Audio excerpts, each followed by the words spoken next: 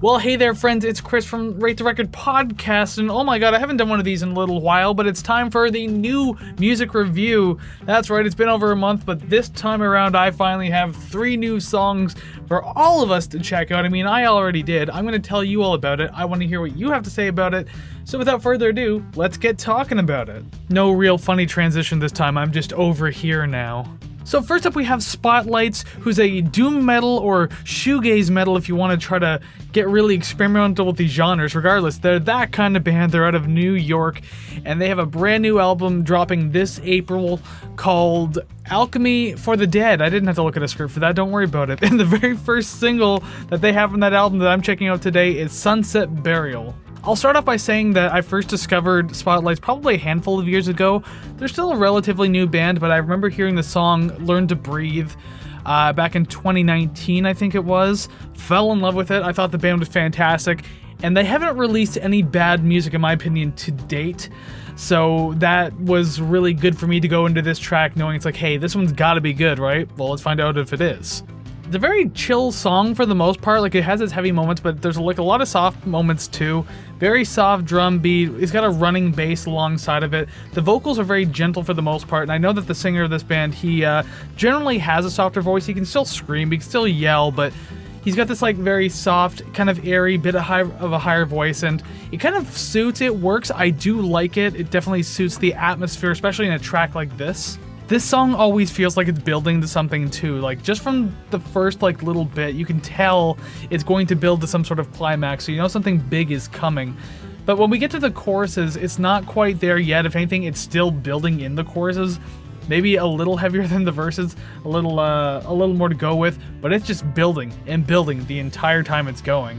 But when that distorted guitar kicks in the chorus though, it sounds so good. Such a clean, distorted tone, very low too, so it just, damn, that one, it really just sinks into your chest. You love it. But then we get to the second half of the track, and you want those low tones, man, they're all over the place on this one. This is where that doom and sludge style of metal really starts to come in. The bass and the guitar are tuned way the hell down, so it's just really crunchy, mucky, and muddy, but it sounds so damn good. The last leg of the entire song sounds fantastic. I love how it gets heavy. The final chorus is heavier too, and this is kind of where the payoff happens, but in my eyes, like, it didn't quite, like, peak, if that makes any sense. It didn't quite get to where I was hoping it would get to with the payoff. Not that it was terrible or anything, but just I was expecting a little more from it, so that's unfortunate, but that doesn't take away from the fact that it was overall a pretty good song. But speaking of overall, I will say this one is a banger. As I said in the beginning, I haven't known Spotlights to release any bad music. This is definitely not one of them. I'm looking forward to the new album coming out. This song is a telltale sign that this is going to be a good project, so I'm excited. I hope you are too. So next up on our list we have Gorillaz. Yes, that Gorillaz band, the one that everyone's aware of. I'm just going to go ahead and read this right off the script because I don't really feel like wasting time right now. Gorillaz is a virtual alt-rock and art-pop band out of London, England, co-created by artist Jamie Hewlett and former Blur frontman Damon Albarn, although I'm pretty sure we mostly know that anyway.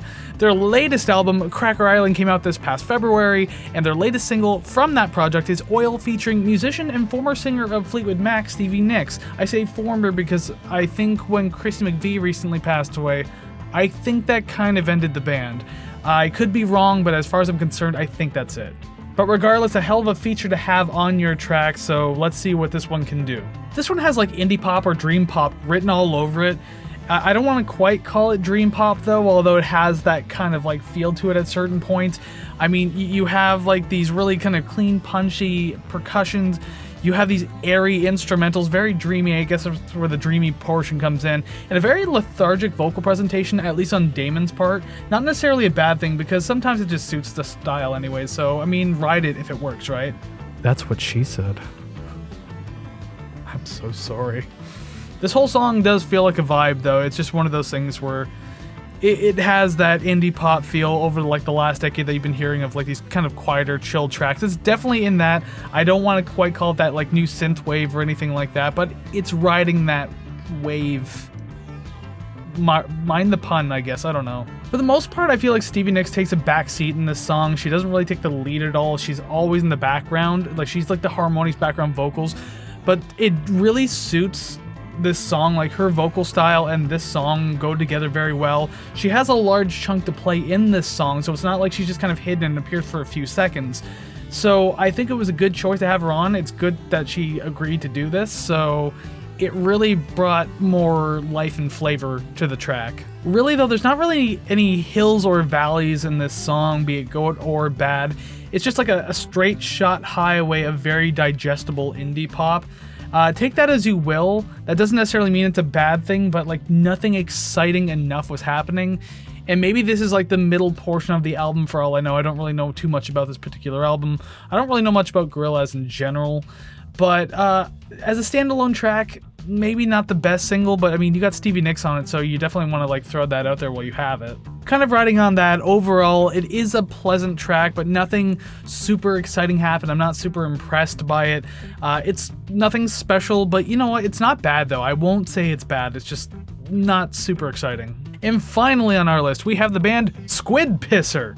Yes, I just like saying that. I'm glad I get to say it out loud. Once again, I'm going to read this script because I don't feel like messing around too much. Squid Pisser is a hardcore noise punk band out of Los Angeles, California. It is a project between members Tommy Meehan of Cancer Christ and Def Club, as well as South Carolina from Starcrawler. If you'll remember way the hell back when, I did a Def Club review and I really liked that. Well, guess what? This one kind of feels similar. Anyways, their debut album, My Tadpole Legion, drops this April, and the track I'm looking at today is Liquified Remains. Ooh, what a catchy title. It is immediate chaos, and that shouldn't come as a surprise considering I said this kind of felt like Def Club, which also feels like The Locust, which I think Def Club has a member of The Locust in it, so I mean, like, it's gonna be absolutely chaotic music. There's no breathing room anywhere in this, so good luck in the 2 minute and 14 second runtime, but you know what? It flies by, because this thing is hyper energetic, super fast. Like, why am I a sucker for very noisy and chaotic music like this? I don't necessarily see it as a detriment, but just I could see why this would turn a lot of people off, but I like it. I guess I'm just that special. The instrumentals are insanely fun and like just these noisy synthy layers just kind of plastered all over the track. There's a lot going on and it's hard to pick and pull anything from it because of how loud and noisy it is. But you can definitely tell there is a lot there. Like, again, there's not even like a single tiny shred of space to just clear yourself through. You have to go through this mayhem. The vocals have an almost black metal quality to them, and I understand that black metal vocals aren't exactly, renowned for being fantastic. This one, though, just has that kind of quality to it, but it's not terrible like black metal vocals are. It's definitely more aggressive and lively, so at least you get that out of it. I think it's mainly the tone that I'm thinking of. It feels like a black metal, like, type. I don't know how to describe that, but it's there. But yeah, it's a super short track. It has a lot going on. It's hard to pick out one portion over the other and say things about it. This is like an experience. With that said, I'll just say that overall I do dig this track. I like this kind of stuff. Not everything like this, but sometimes it just catches me in the right mood. Sometimes it catches me at the right time. This one certainly did. It's a lot of insane fun, and I will say, if this song existed when the game Carmageddon first came out, you might have to Google that if you're too young, but if this song came out around the same time Carmageddon did, way the hell back when I was playing it, this is the song I would be listening to while playing Carmageddon. So just take that in consideration, and if you're old enough to know what the hell I'm talking about, then you can probably picture exactly what I'm picturing. Alrighty then, those are the new songs, my new music review. I apologize for not doing one in a little while. Life gets busy, and because, Rate the Record's not exactly a full-time job right now, I have things to do. But hey, you know what? I'm here, I'm doing it now, so there we go. Savannah's been doing it, she's been catching up with that, so that's cool, and she's probably gonna have one next week too, even better.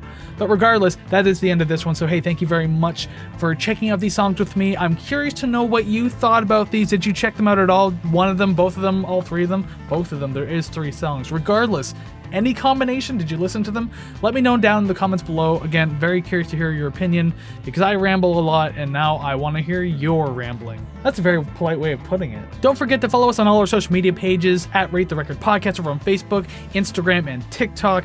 You can do all that and just kind of keep up with things. That would be fantastic. Make sure you're subscribed here on YouTube. Follow us on the audio platforms if that's where you get your podcasts, because we do indeed have a podcast.